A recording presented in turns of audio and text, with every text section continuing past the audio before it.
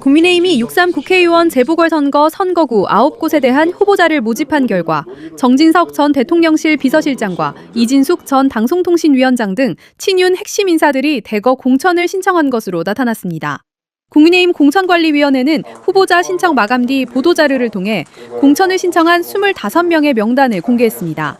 접수 결과 12.3 비상계엄 당시 대통령 비서실장이었던 정진석 전 의원이 충남 공주, 부여, 청양 지역구에, 수행실장을 맡아 윤석열 호위무사로 불렸던 이용 전 의원이 경기 하남 갑에 공천을 신청했습니다. 또 윤석열 정부에서 2인 당통위 체제를 구축했던 이진숙 전 당통위원장은 대구 달성군에, 김태규 전 당통위 부위원장은 울산 남구 갑 공천을 지원했습니다. 국민의힘 공관위는 이들에 대한 면접을 한 뒤 경선을 거쳐 이르면 오는 5일 최종 후보를 발표할 계획입니다. 내란 수계, 윤석열 이가, 윤석열은 이렇게 이제 호칭을 하고 계십니다. 야당 지도자가 범죄 피의자라고 해서 이름만 달랑 부르지는 않습니다. 자, 조상철 대표님 이렇게 송 대표님하고 이렇게 가깝게 자주 다니시는 뭐 특별한 이유가 있습니까? 송 대표님께서 외교위원장 하실 때요. 예. 국회에 계실 때 그때 미국을 방문하셔서 그때 만남의 계기가 됐고요. 저희가 미국에 있으면서 많은 국회의원들께서 방문하시고 또 저희가 같이 협력할 건 하는데 제가 송 대표님 같은 그 지식과 깊이와 또 가장 중요한 열정 그런 부분들을 쉽게 보지는 못했어요. 뭐 일부 또 몇 분들 계세요. 또 김경엽 위원이나 또 뭐 지금 뭐 김영비 의원이나 열심히 하는데 송 대표님은 정말 그 외교의 깊이가 틀리다라는 말씀을 먼저 드리고요. 그때부터 인연이 돼서 정말 굉장히 인텐스하게 많은 만남을 했고요. 대화도 많이 나눴고 최근까지도 특히 요번에 이제 방문하신 거 지금 아마 많은 돈이 되겠지만 그 하나하나 속에서 우리 송 대표님이 참 가려진 게 많다. 저도 몰랐던 게 있었고 또 우리 국민들도 모르는 게 있다. 그런 거는 또 제가 드려야 될 말씀 좀 드려야 될 것 같고요. 그렇게 인연이 됐습니다. 예. 이번에 이제 몇 박 며칠로 다녀오셨습니까? 5박 7일입니다. 5박 7일 다녀오셨고 무엇보다도 이제 지난번에 민주당을 떠나며라고 하는 책 국내에서도 아주 이제 베스트셀러가 됐지만 틀치게 보다 지금 이제 미국 정보국장 뭐 이렇게 해야 됩니까? 국가정보국장. 국가정보국장도 이제 만나고 오셨는데 일단 송 대표님께 그 질문부터 좀 드려보겠습니다. 한미 관계 큰 문제 없습니까? 지금 뭐 불안불안하다 뭐 이런 이야기를 하는 분도 있는데 괜찮습니까? 뭐 문제가 없을 수가 있겠습니까? 그런데 이제 지속적으로 제가 미국 그 인사들 만나 했던 이야기는 우리 여야 간의 의견 차이가 있고 보수 진보 간에 북한을 어떻게 다룰 거냐 의견 차이가 있지만 한미 동맹에 있어서의 기본적 가치에 공감대는 확고하다. 이 점을 항상 강조하고 왔습니다. 혹시라도 우리가 미국에 불리하게 하면 트럼프 대통령이 막 언제라도 한국과 막 절연을 할 것처럼 막 이렇게 좀 뭐라고 합니까? 비판도 막 이렇게 노골적으로 하고 이러지 않습니까? 그건 네. 일종의 뭐 퍼포먼스 같은 겁니까? 아니면 우리가 좀 놀라지 않아도 됩니까? 그런 거는 우리가 정확히 지킬 건 지키면서 설득하면서 부딪혀야죠. 그대로 트럼프 대통령이 말한 대로 따라다닐 수는 없잖아요. 예. 우리 국익과 부딪힌 것들은 끊임없이 그냥 대립의 관계가 아니라 설득하고 설명해야죠. 친절하게 계속. 예를 들어서 지금 쿠팡 문제 같은 경우는 쿠팡이 어떤 그 수많은 정치인들이 로비를 하고 해가지고 그걸 자기들의 그 편을 만들어 놓은 거잖아요. 네. 그럼 그걸 가지고 비난할 게 아니라 팩트를 가지고 조목조목 홍보를 하고 선전을 해야 되고 이게 케이팩 같은 이런 미주민주 참여 포럼 같은 분들이 민주당 의원이나 공화당 의원들 다 해서 그 정확한 설명을 해주고 이름으로써 대응할 수 있도록 하는 공공 외교가 필요하다고 봅니다.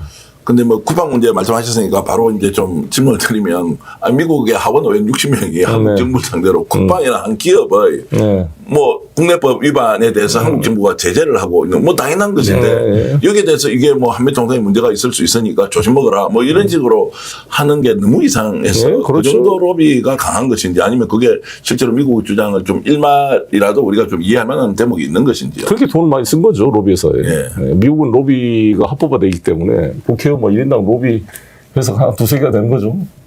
엄청나게 많죠. 예, 그렇습니다. 미국 워싱턴에 로비 회사가 1,000개 정도 있고요. 네. 로비 업계에 종사하는 사람들이 13,000명. 예.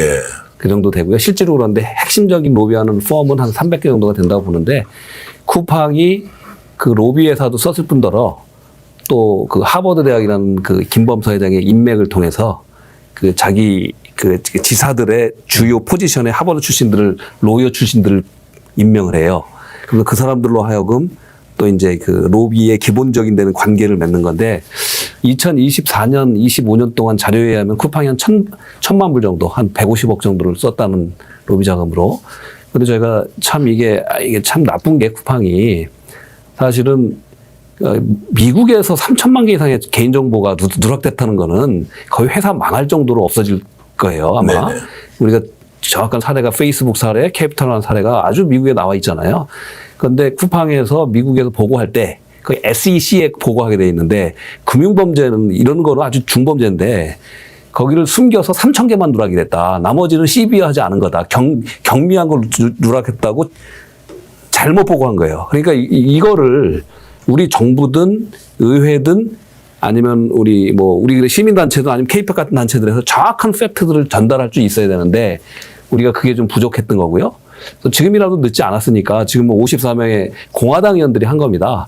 그 데럴 아이사가 주축이 돼서 영킴 의원도 사인했던데 우리 조국에 대해서 사인했어요. 근데 그거는 이제 공화당 위주로 로비를 한 그러니까 작년 11월 며칠 날 우리나라에서 문제된 이후에 로비 자금이 또 들어간 거예요. 그 의원들한테는 이 조사 5명이 들어갔다고 하는데 그래서 이거는 이제 우리에게 교훈이 있다 지금 말씀하셨듯이 정부가 열심히 하고 안 되면 의회의 도움을 얻고 국회의 도움을 얻고 아니면 우리 같은 단체들을 우리는 로비 단체가 아니기 때문에 팩트를 전달할 수 있거든요. 이런 거는 이런 게 정확한 팩트는 이거다. 그래서 저는 미국에서 그런 거 하면은 막 호들갑 두고 난리칠 게 아니라 그래요? 그럼 또 설명할게요. 그러면서 우리는 우리대로 가면 되는 거예요. 그거 마치 막 저쪽에서 기침 한번 했다고 감기에 걸려가지고 중병을 앓듯이 호들갑 떨 필요가 없다. 우리는 미국과 마찬가지로 확실한 민주주의 국가이고 독립된 사법 체계가 있고 뭐 대통령이 관여할 수 있는 것도 아니고 원칙에 따라 진행되고 있는 것이다. 우리 정부나 수사기관도 영향을 받지 않겠죠. 영향을 받지 않도록 해야죠. 그래서 이번에 우리 대한민국 국회의원들이 김준영 의원을 중심으로 이렇게 또 항의 성명을 낸 것은 아주 잘한 일이다 이렇게 생각합니다. 어쨌든 뭐 국민 정서를 보면 내정 간섭을 하는 것 같은데 기분은 굉장히 안 좋더라고요. 그리고 이게 검은머리 미국인 저 김범석이 있잖아요. 네. 이거 한국에서 학교를 나왔고 또 부친이 보니까 뭐 대한민국에서 제일 유명하다는 전주고등학교 출신이시고 어떤 분은 제 아는 분은 동기라고 하더라고요. 그러면 한국인 정서를 누구나 잘 알 텐데 왜 미국 국적자이지만 김범석은 또 그렇게 사업을 하느냐 이런 부분은 이 한국인 정서 지금 한국인이 야당 대표인 장동혁도 거기 가서 하고 있는데 거기는 말할 필요가 없죠. 미국 국적을 가지고 있는 한국인인데. 그래도 쿠팡이라는 이름이 우리 쿠폰에서 나온 말이고 그러면 초기에 이렇게 할 때 한국인들이 불편했지만 엄청나게 이 회사를 글로벌 기업으로도 그렇죠. 일종의 뭐 완전히 성공한 모델로 만들어준 것도 우리 국민들 소비자들이지 않습니까? 우리 국내에서 45조의 매출 그래서 얻는 거 아니에요? 우리가 소비자 주권 행사에서 탈팡을 해야죠. 우리가 탈팡. 그 탈방하는데도 이게 절차도 어렵지만 이걸 또 갈아타려고 하니까 이게 또 생각보다 쉽지 않다. 네, 불편하니까. 네이버나 예를 들어서 뭐 신세계 같은 데서는 제대로 투자하면 될 건데 왜 똑같은 시스템을 못 만드느냐 뭐 이런 이야기들을 소비자들이 또 하기는 하더라고요. 네. 어쨌든 뭐 기분은 안 좋은 장면인데 뭐 다른 질문을 좀 넘어가 보겠습니다. 이제 송 대표님께 여쭤봐야 하는데 이번에 이제 이란과 이제 미국이 전쟁을 할 때 한국 참전하라 이렇게 됐잖아요. 호르무즈 해협에. 자 이런 것이 만약 들어오면 트럼프는 절박해서 어쨌든 요청하는 것인데 이제 이런 자에 우리가 하여튼 거절을 한 셈이지만 이런 건 잘한 것도 맞습니까? 이런 제 거절한 게 아니라 그 상의해 보겠다 그런 거잖아요. 예. 아니, 우리 친구가 어찌됐건 고민이 있으면 같이 이야기를 들어줘야죠. 그러나 조목조목 이것은 어렵고 이런 방향이 좋겠다 조언을 하는 거죠. 근데 저는 이제 대미 외교에서 그냥 미국이 요청하면은 안 된다, 찬성, 반대 이런 개념이 아니라 제3의 대안을 가지고 이 미국을 이끌어가는 적극적이고 능동적인 외교가 필요하다 봅니다. 노무현 대통령 시절에 이라크 파병 문제하고 이번에 호르무즈 해협은 이게 완전히 다른 겁니까? 어떻게 봐야 돼요? 상황이 다르죠. 그때는 그래도 최소한 유엔 결의안 같은 건 형식이라도 하려고 노력하고 다국적 군이라도 만들고 뭐 그런 거 했지만 이거는 너무나 일방적인 예. 유럽이 그랬잖아요. 당신들의 전쟁이다. 우리가 관여하지 않았다라는 거 아닙니까? 그렇게 되면 혹시 이제 트럼프가 우리한테 보복을 할 우려는 없느냐? 뭐 미국은 초강대국이기 때문에 네. 이런 걱정도 있는 게 사실이거든요. 보복이 안 되도록 잘 또 관리해야죠. 근데 유럽 같은 데는 아예 나토하고 이제 너 뭐 지원 안 해준다라고 이야기하고 그러니까. 이번도 두고 보자 뭐 이렇게 얘기하고 있습니다. 불필요한 말을 좀 너무 자극적으로 해가지고 불필요한 반응을 이끌 필요가 없이 점잖게 하면서 내용적으로 계속 우리가 설득하고 다른 여러 가지 토론을 하면서 시간을 끌을 수밖에 없는 거 아니겠습니까? 지금까지 우리 이제 역대 정부가 해왔던 미국 대미 관계하고 지금 트럼프 행정부 2기에 들어오는 대미 관계는 확실히 좀 달라졌습니까? 어떻습니까? 그렇습니다. 이 이재명 대통령이 중심을 잡고 있으니까 그나마 이게 외교가 되는데 외교 안보팀이 이재명 대통령을 제대로 못 따라가고 있는 면이 있다고 봅니다. 어떤 면? 그러니까 대통령께서 전시작전권 환수 문제를 비롯해서 뭔가 좀 적극적 외교를 이야기하는데 너무 좀 소극적이지 않는가 이런 면이 있다고 봅니다. 좀 구체적으로 들어가면 오늘 이재명 대통령도 대한민국 뭐 국방력 전 세계 5위라고 하는데 아이 우리나라 우리 스스로 못 지킨다는 게 이게 지금 뭐 이게 논의가 돼야 되느냐 이제 근본적인 질문이라고 저는 보거든요. 그렇습니다. 뭐 대미 의존, 뭐 군사력 의존도 하고 있지만 이제 자주국방 할 만큼 체력이 되는데 왜 여기에 대해서 우리가 이렇게 논란을 많이 하는 근데 그런 얘기 할 때마다 보수는 야 핵이 있으니까 그렇지 않냐 이렇게 하는데 아니 핵이 있으니까 우리가 미국의 핵 우산을 받고 한미 동맹이 있는 거 아니겠습니까? 한미 동맹이 북한의 핵과 같이 매칭이 되는 거고 나머지 재래식 군사력은 우리가 대통령이 말씀한 대로 압도적인 거 아니겠습니까? 근데 만약에 미국이 우리한테 핵 우산을 제공하지 않는다면 우리 핵 개발을 막을 명분이 어디가 있어요? 네. 그렇잖아요. 그러니까 미국이 우리 핵 개발을 못하게 하는 조건으로 핵 우산을 제공하고 있는 거 아니겠습니까? NPT를 지키기 위해서. 그러니까 그거는 우리가 같이 매칭이 되는데 꼭 우리나라에 미국의 전술핵을 갖다 놔야 되는 건 아니잖아요. 지금 ICBM이나 SLBM이나 전폭기가 2시간 이내에 다 한반도에 도달하는데 무슨 의미가 있어요, 그게. 배치 안 돼요. 그러니까 한미동맹 핵우산이 북한 핵에 매칭되는 거고 나머지 재래식은 우리가 비교가 안 되는 것이고 대통령 말씀대로 우리 이 나라 국방부 예산 61조가 넘는데 북한 GDP의 1.4배가 된다는 거 아니겠어요. 그래서 자신 있게 나가자. 전시작전 횟수 문제도 그렇고. 제가 좀 진도를 좀 많이 혼자 주관적으로 나가보겠습니다. 만약 그렇게 해서 이제 주한미군이 이제 철수를 하고 우리가 자주국방 태세를 갖추자라고 했을 경우에 미국은 핵 우산은 계속 제공합니까? 주한미군 철수 안 하죠. 왜 철수하겠어요? 철수도 안 합니까? 그러면 지금 주한미군은 뭐 왜 병력 숫자는 조정하지만 철수를 하지 않는다. 왜 철수를 할 수 없냐면 평택에서 전투기가 만약 오산에서 비행기가 뜬다 그러면 1시간 반 이내에 북경에 도달해요. 예. 전 세계 지금 가장 전략적인 경쟁 상대가 중국인데 중국의 심장부를 상대로 1시간 반 이내에 전투기가 도달할 수 있는 군사기지가 대한민국 말고 어디가 있습니까? 예. 평택이나 오산이나 포기할 수 없는 전략적 위치에 있는 것이죠. 그러면 우리는 자주국방하고 미군도 있으면 뭐 한반도의 평화나 또는 안전을 훨씬 더 강하게 우리가 이렇게 지킬 수 있는 그 측면도 있다. 이렇게 전시작전권을 가진다는 것은 노무현 대통령이 말씀한 대로 우리가 중국과 북한을 외교할 때 훨씬 더 우리가 힘을 갖는 거죠. 예. 우리가 전시작전권도 없으면 대한민국을 상대로 하라고 그러겠어요. 예. 중국이나 북한이. 이재명 대통령이 이제 누구보다도 이런 상황을 잘 안다. 그런데 이제 지금 대미 전략 또는 외교 안보 라인이 문제가 많다 이렇게 얘기를 하는 분 있지 않습니까? 솔직히 그거 좀 이야기 한번 해주시면 지금 현재 위성락 안보실장 뭐 잘하고 있는 건지 아닌지 한번 짚어야 되지 않겠습니까? 아무튼 북한에서 엄청난 불만이 많습니다. 예, 북한에서 불만이 많다. 북한도 불만이 많고 러시아도 그렇고. 예. 그래서 뭐 저도 이제 들은 얘기고 또 좀 노골적으로 뭐 민간단체 대표 하시는데 한번 자체 추측이지만 좀 현재 안보실에 대한 불만이 있죠. 저희 외교 라인에 대한. 특별히 이제 저번 2월 달인가에 우리 위성락 실장께서 경향일보인가 거기에다가 경향신문에 그 통일부 장관 출신들 남북 관계를 좀 적극적으로 풀려고 하는 분들한테 그러니까 이념 진영 논리에 빠진 생각이다. 또 외교 이런 거는 외교 전문가들이 해야지 아마추어들이 하면 안 된다. 이런 굉장히 그 좀 안 좋은 얘기를 해서 그때 정세현 장관께서는 제 기억에는 김어준의 노스강장의 긴급 방송 출연 요청해서 엄청나게 비판하고 많은 비판이 있었던 걸로 알고 있어요. 우리 최종원 차관도 비판하고 많은 그 이제 통일부장 출신들이. 그런데 이제 그 생각이 지금 안보실내를 구성하는 분들이 그 되게 외교부 기존에 한미 관계를 끌어왔던 부분이 대부분 차지하고 있다라는 것이 지금 그거고. 그래서 이번에 사실은 저도 아쉬웠던 거는 작년 11월하고 이 얼마 전에 북한 인권 결의안, UN 인권 결의안에 다시 사인하잖아요. 그건 문재인 정부 때는 없었던 일이에요. 그러니까 이재명 정부가 들었었는데도 그러니까 북한은 정말 지금 이재명 정부가 들었음에도 저렇게 적대적인 의지를 보이는 그런 건데 근데 제가 깊이 생각하면 이거는 이재명 대통령께서 전자권을 우선순위로 했다라고 저는 보여져요. 전자권 우선순위. 전자권을 우선순위를 해서 갖고 오기 위해서 전선을 넓힐 필요가 없기 때문에 그거를 들어주는 부분이다라고 저는 이해를 하고 있고 아마 그게 맞을 거라고 봐요. 그렇지 않고 만약 그래서 오늘 발언도 나온 거고 사실은 그래서 그 의지는 강하다.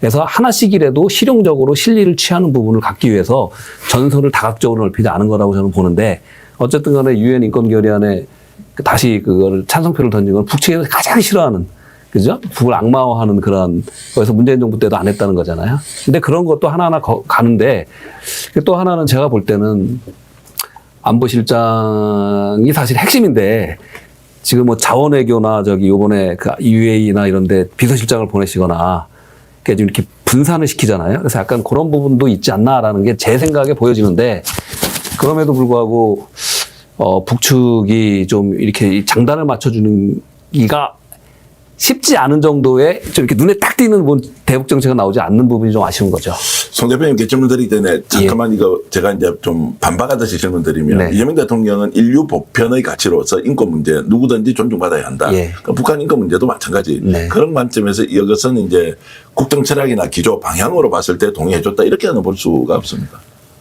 그러니까 이제 그렇게 가려고 거기 사인한 거죠. 그런데 그렇게 가면 그러니까 한미 연합훈련도 마찬가지예요. 예. 연합훈련이 계속 진행되는 데서 어떻게 대화가 되겠어요? 예. 그렇기 때문에 어느 순간에는 결단을 해야 되는 건 맞아요.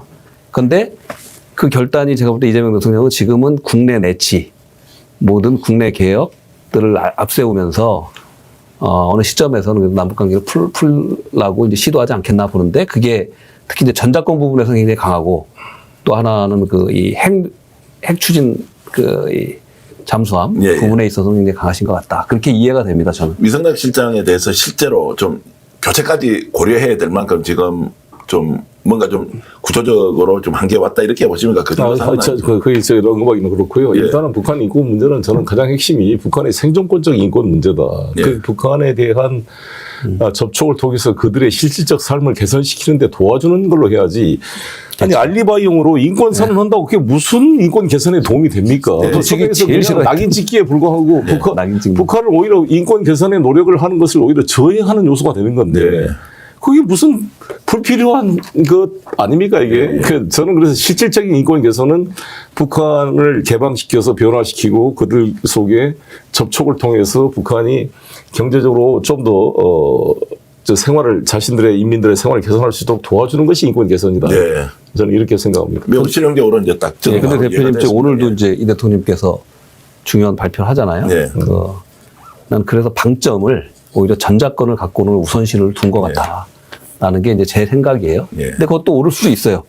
그리고 이제 잠시라도 그 남북 관계를 조금 밀어놓은 건 되지만 왜냐하면 그 인권 결의안에 대한 그런 거 좋지 않고 그러면 동시적으로 사실은 그 이 한미 연합훈련 부분도 해결해야 돼요. 네. 대화가 되려면. 근데 그게 갑자기 지금 이런 상황에서 지금 통일부 장관 문제, 지금 쿠팡 문제 이러면서 이렇게 유언비어를 만들어 선동해가지고 각을 만들려고 하는 세력들이 있잖아요. 네. 그러니까 좀 더 국민적인 지지를 받을 수 있는 부분이 사실 전작권이에요. 지금 말씀하신 게 우리가 국방비 쓰는 게 북한 GDP의 1.4배를 쓰고 있는 나라에서 알겠습니다. 네. 지금 이제 이제 특식에버드 이제 정보국장을 만나서 이제 뭐 여러 말씀을 하고 뭐 15분 정도 하려고 했는데 37분 정도 정말로 시간을 많이 40분 가까이 했다고 제가 이제 우리 최강철 대표님 이제 페이스북도 이제 보고 했는데 어떻습니까? 이제 북미 관계가 이제 개선될 수 있는 여지에 대한 좀 일단 좀 어떤 계기 같은 것이 그 발언에서 좀 나오는 것 같은데요. 어떻습니까? 특식에버드 국장은 어쨌든 북한을 그러니까 이제 그 협정을 맺는 당사자가 평화시에 친구끼리 맺는 게 아니다. 적과 맺는 것이 원래 협정인데 그러면서 북한과 언제라도 대화의 문이 열려 있다라고 이제 발언을 한 것으로 보면 지금 좀 급속도로 진전될 가능성이 있는지 어떻습니까? 그 말씀한 대로 털식해보다가 그런 입장이죠. 예. 그러니까 대화 협상이라는 것은 적고 하는 것이지 친구하고 하는 게 아니다라는 분명한 입장을 가지고 있고 제가 털식해보다 책을 번역한 이유가 상당히 날카로운 부분들이 많았잖아요. 우리가 공감할 수 있는 부분들이. 네. 근데 그것이 이제 현실로 D&I 국장이 되다 보니까 한계가 있겠죠. 그러다 보니까 이란 전쟁도 사실 내십은 마땅치 않지만 지금 따라갈 수밖에 없는 입장이고 그래도 털식해보다가 미국에 나와가지고 청문회에서 이스라엘의 목표와 미국의 목표는 분명히 다르다라고 해서 네타냐후와의 선을 긋는 말도 하고 그랬습니다만 약간은 그래서 트럼프 대통령이 털식해보드와의 좀 틈이 있는 게 아니냐 이런 지적도 나오고 그럽니다. 그러나 어찌됐건 제가 뭐 프로토콜상 자세한 내용은 말할 수가 없지만 제가 40분 동안 많은 공감을 가졌고 북미 관계를 뭔가 하려고 노력하는데 북한의 반응이 없어서 이 문제를 어떻게 끌어낼 것이냐에 대한 나의 조언을 많이 구해서 네. 저의 그런 이야기를 많이 좀 했습니다. 실제 이제 구체적인 조언을 하셨다는 걸로 제가 이해를 하고요. 근데 털식에베드 측에서 미스터 송의 이야기를 듣고 싶다. 네. 듣고 싶은데 저는 확 눈에 들어온 게 귀에 들어온 게 현재 남북 관계는 어떤 상황이냐. 네. 그럼 만약 북미 이 대화를 시도했을 때 중국하고의 관계는 어떻게 될 것 같냐. 라는 걸 미스터 송의 의견을 듣고 싶다. 굉장히 눈 하나 깜빡 안 하고 좌우로 이렇게 그것도 없어요. 동경 이동이 그냥- 있었다 뭐 이렇게. 그냥 뭐 주실하시고 옆에 그 이 정보 고위 관리 그 D&I 관리가 그걸 다 하나 뭐 메모를 다 한 그런 상황이었습니다. 예. 이제 실제로 북한이 반응이 없는 것은 북한은 반응을 보이기에는 여전히 지금 상황이 자기들이 봤을 때 부족하다 뭐 이런 겁니까? 그렇죠. 신뢰가 없는 거죠. 북한으로서는 어떻게 이것을 믿고 또 할 수 있겠는가. 지난번 하노이 회담 실패의 상처가 큽니다. 사실. 예, 예. 북한 입장에서는.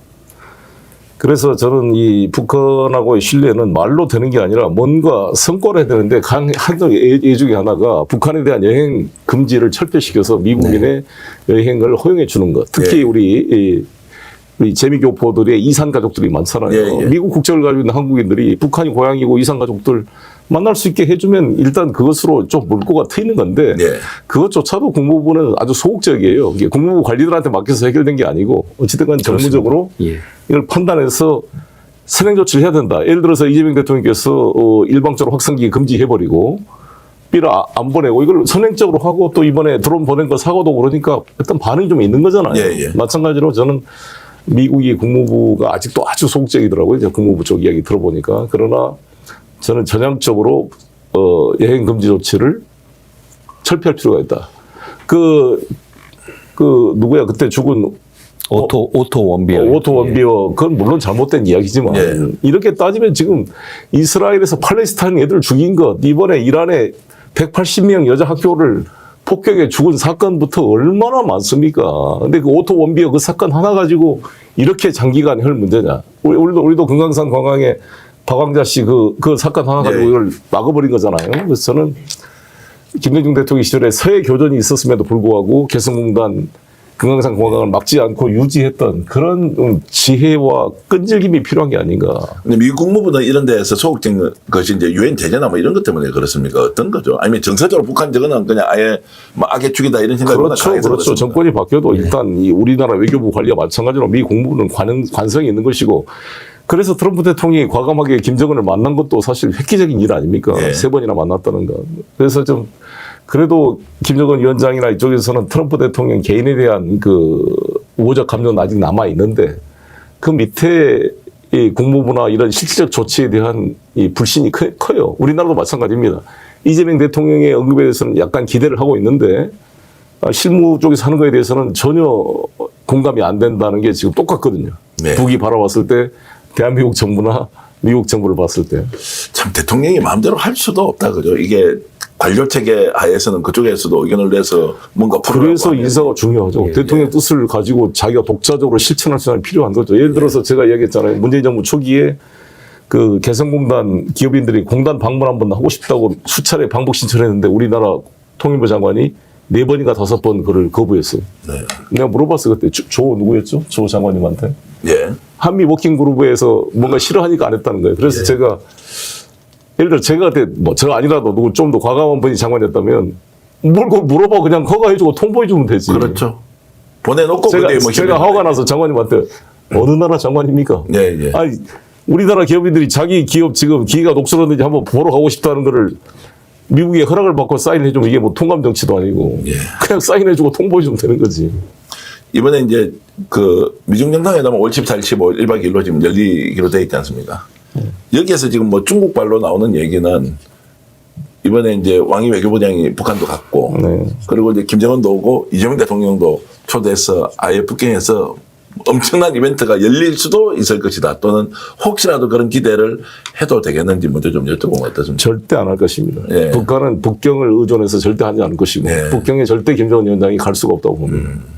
된다면 독자적으로만 하려고 그럽니다. 이게 북한은 중국도 대한민국도 의존하지 않고 독자적으로 하겠다는 게 기본 입장이라고 저는 알고 있고요.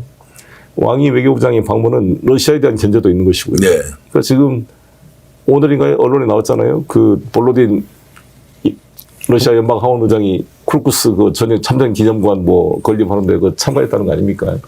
그만큼 지금 조로 관계, 조선과 러시아의 관계가 아주 긴밀해지고 있는 것이죠. 네. 이에 대해서 아무래도 중국은 좀 초조한 면이 있는 것이고. 네. 그럼 결국 이제 보여주기로 북한도 가깝고 그리고 미국 대통령도 올 것이니까 뭔가 구체적인 이벤트를 가지고 간 게 아니고 일단 상황 관리 측면에서 방북을 했다 뭐 이렇게 볼 수 있겠네요. 그렇죠. 이게 북미 간의 직접 대화, 그다음에 조선과 러시아 간의 그런 대화에 대한 중국의 어떤 견제의 의미도 있다고 봅니다. 또는 뭐 좀 더 나가면 뭐 타진을 좀 해봤을 수도 뭐 있다는 생각이 좀 들긴 한데, 저 이렇게 미묘한 시점에 혹시라도 이재명 대통령이 송 대표님한테 어떤 역할을 주거나 뭐 이런 거는 없습니까? 예를 들어 국회에 이제 곧 들어가시게 되면 무엇보다도 지금 이제 대중, 대미, 대러시아 관계 같은데 굉장히 지금 급박하게 좀 이렇게 진행된 상황들이 많지 않습니까? 어떻습니까? 네, 제가 국회에 들어가면 대통령 한번 만나뵈야죠. 네. 만나뵈고 여러 가지 얘기를 들어보려고 합니다. 들어보려고.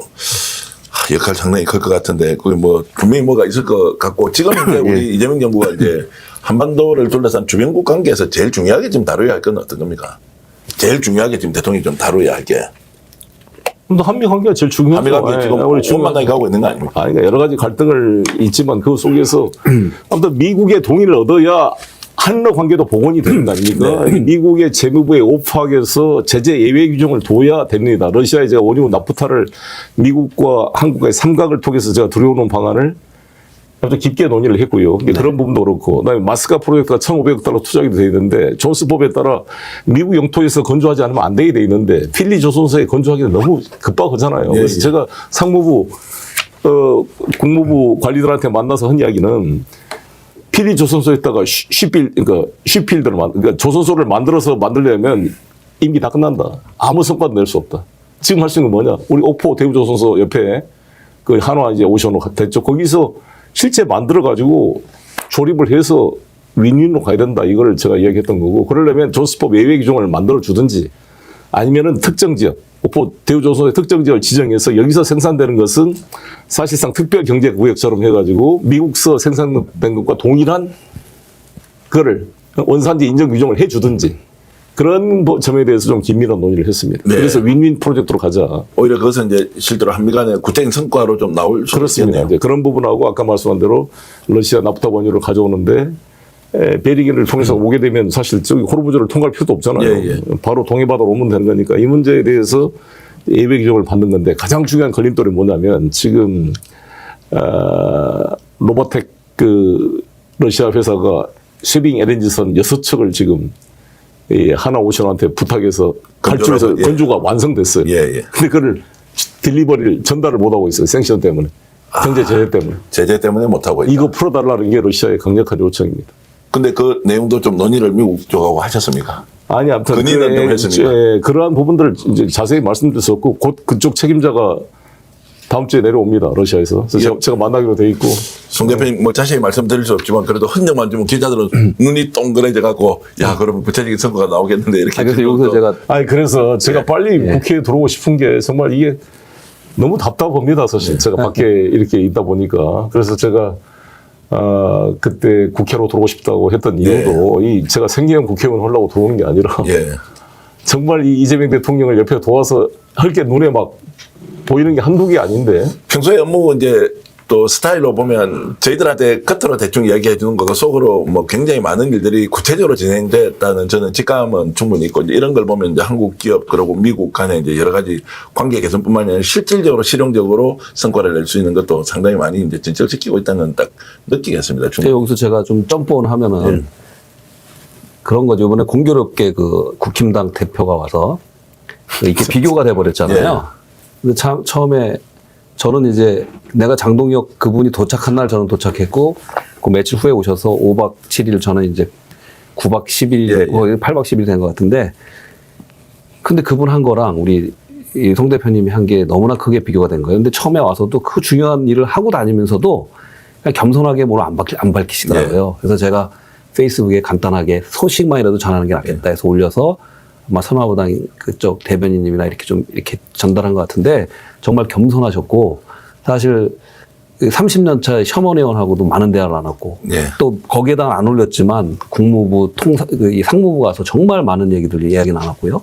거기서 굉장히 관심 가질 만한 이야기들 다 중요한 얘기들. 그러니까 실질적으로 그 토픽 자체 방문의 토픽 자체가 정말 국익을 위하고 또 한미 양국을 위하고 양국 국익의 모두를 위하는 그러니까 관심 갖는 위인의 전략을 갖고 미팅을 하고 다니셨고 저는 그 대표님 뭐 개인적인 뭐 목적은 있었는지 모르겠는데 그분이 온 거는 저는 이제 보좌관을 만났다 이런 거 갖고 따지고 싶지는 않다는 거예요. 누구를 만났든 이 어려운 상황에서 뭔가를 뚫기 위해서 국익자원 차원에서 하는 게 아니라 만난 분이 누구예요? 내럴 아이사 지금 쿠팡에 가장 앞장서 가지고 한국의 이재명 정부를 뭐 친중 정권이라고 비판하고 쿠팡 편드는 그 사람 만나서 사진 찍어오고 그 사람 만나서 그럼 거기서 그럼 우리나라 편을 들었을까요? 이게 완전히 매국 외교를 하는 거죠. 이게 나라를 도와주는 게 아니라. 예, 그 뭐 저 문제됐던 비서실장 그것도 국가 세금으로 뭐 퍼스트 클래스 타는 열쇠는 모르겠습니다. 거기 줄에 섰다는 거예요. 그러니까 우리는 이코노미 타고 그냥 겨울에 맞아서 자비로 이코노미 타고 가서 내 돈으로 갔다 왔는데. 거기는 국가 세금에 당 지원비를 갖고 와서 그러니까 그게 아, 이거 마음이 아파요. 제가 2019년도 저희들이 미국에서 종전선언 한반도 평화보험 내선을 그렇게 열심히 할 때 이 나경원 이런 분들 와가지고 낸시 펠로시 하원 회장 만나가지고 그거 반대한다고 막 방해하고 다니고 그랬단 말이에요. 오히려 한국을 욕보이고. 그러니까 이게 그러니까 나 그 당을 그렇게 얘기하고 싶지는 않지만 완전히 비교가 되는 거죠. 근데 누가 이런 말씀 하시더라고요. 예. 장동희 대표하고 송영길 대표를 왜 비교하냐고. 위원 일치로 그냥 미국 같이 끄버려 보면 아예 그냥 그치. 10단계, 20단계 차이가 나는데 비교하지 마라. 이런 이야기도 이제 하시는데. 예. 그만큼 지금 이제 사태 파악 잘못하고 장동희 대표 미국 가서 뭔가 하고 있는데. 두 분께 제가 이제 부탁을 따로 좀 드려야 될 게 이 네. 방송 저희들도 한 번씩 나와주십시오. 송 대표님 오늘 이렇게 우리는 진중한 이야기만 하지만 현안 정치에 대해서 여쭤볼 게 정말 많은데 네. 요즘 뭐 워낙 바쁘셔서 이제 또 인천 연수갑에 출마도 하셔가지고 우리 스픽스를 외면하는 거 아니냐 이런 생각이 제가 언뜻 드는데. 아, 죄송합니다. 나올게요. 이제 후보 등록을 아마 29일 날 박찬대 의원님께서 이제 의원직을 사표 내면 예. 제가 후보 등록이 돼서 지금 후보가 아닙니다. 아, 그렇습니까? 지금 전 대표로 통칭하고 있고 이제 정식으로 후보가 30일부터 됩니다. 네. 아닙니다. 제가 이제 평소에 존경하고 있기 때문에 이재명 정부 성공을 위해서 예. 송 대표의 역할이 무엇보다도 크다는 것은 많은 분들이 오늘 이야기도 하고 강기정 광주시장도 뭐 와서는 송 대표의 역할 아주 클 것이다 이렇게 기대도 많이 하던데요. 그리고 지금 이제 편말로 보면 나오는 게 미주민주 참여 포럼에서 한국 평화위원회입니까? 어떻게 읽어야 이게 됩니까? 이제 영어로 코리아 피스 컨퍼런스라고 하는데 한반도 평화 컨퍼런스라는 거를 네. 워싱턴의 의사당을 그걸 캐피탈 힐이라고 불러요. 네. 거기에서 대규모로 이 한반도 평화를 위하는 각계각층의 인사들이 모여서 미 연방위원들을 거의 20여 명 가까이 초대하고 한국의 정치 리더들을 초대하고 그래서 송 대표님도 약속하셨고요. 야, 오시고 6월 24일부터 26일. 26일. 예. 야. 옆에 가보려고 합니다. 야, 저도 한번 갈까요?